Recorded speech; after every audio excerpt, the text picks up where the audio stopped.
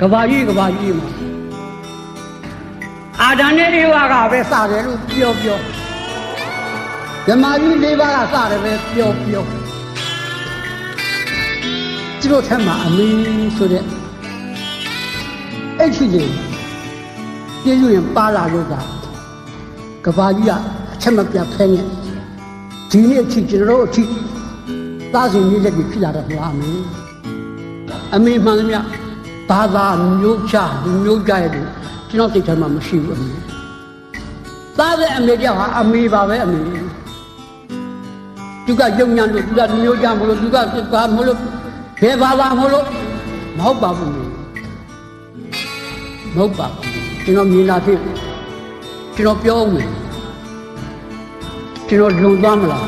မလုံပါဘူးကျွန်တော်စဉ်းစားခါမှပြောတာပါအမေမှန်ရင်လေအမေနားနဲ့ဘွားဖွားနဲ့ငါပြောလိုက်ပြစီတော့အမေဟာကျွန်တော်လက်ထက်ထွန်းမှာကျွန်တော်မျက်စိအောက်မှာပဲမိမရှိဖြစ်နေပါစေအမေဟာအမေပါဘူး